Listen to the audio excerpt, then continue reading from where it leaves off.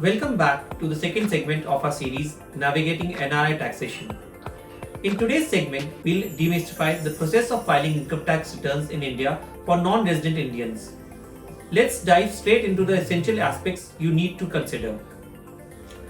Understanding the filing obligation. One of the primary concerns for NRIs is determining whether they are required to file income tax returns in India. We'll unravel the criteria that dictate this obligation with the help of an example.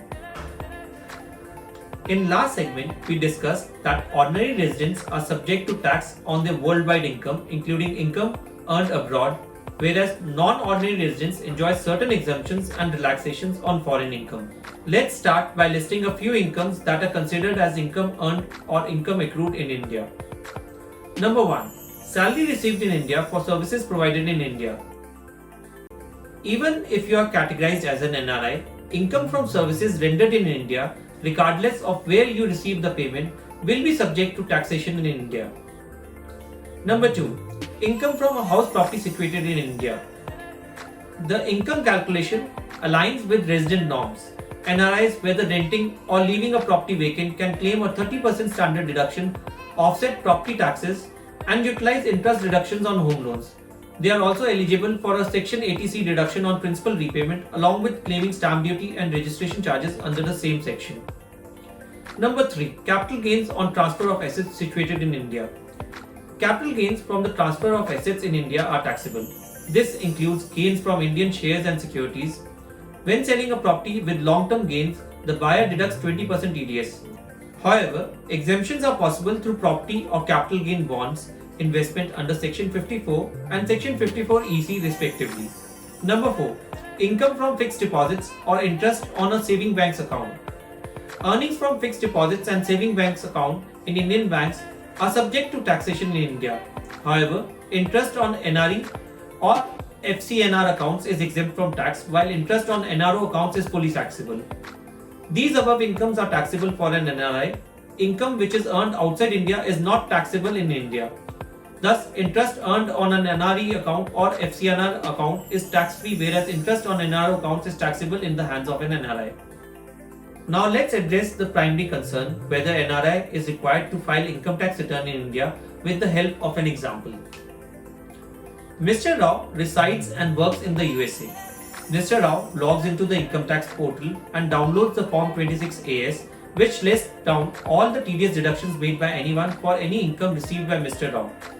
Upon reviewing his Form 26AS online, he discovered a TDS entry of Rs 15,000.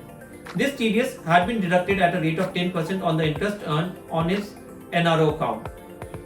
Mr. Rao does not have any other income in India. Is he required to pay tax in India? And is filing an income tax return mandatory for him? The taxation of income in India depends on one's residential status. Let's delve into Mr. Rao's residential status first. As an Indian citizen working abroad, Mr. Rao will be considered a resident if he spends 182 days or more in India. Mr. Rao left India on 3rd August 2023 and returned on 15th February 2024. In the financial year beginning on 1st April 2023 and ending 31st March 2024, Mr. Rao spent less than 182 days in India. Being an Indian citizen employed abroad, he must spend 182 days or more in India to qualify as a resident. Therefore, for income tax purposes in India, Mr. Rao is categorized as non-resident Indian. For Mr. Rao, only the income earned or accrued in India will be taxable. His income in the USA is not subject to taxation in India since he is an NRI. It's important to note that interest earned on an NRO account is taxable, while interest earned on an NRE account is exempt from tax. In Mr. Rao's case, Mr. Rao's total income in India is below this exempt amount and therefore he is not liable to pay any tax on it. But hang on, since no tax is payable, it does not mean he doesn't need to file income tax return. He must file an income tax return to claim a refund for the TDS deducted from his interest income. Remember, a refund can only be claimed by filing an income tax return for that financial year. Timing is crucial when it comes to filing tax returns.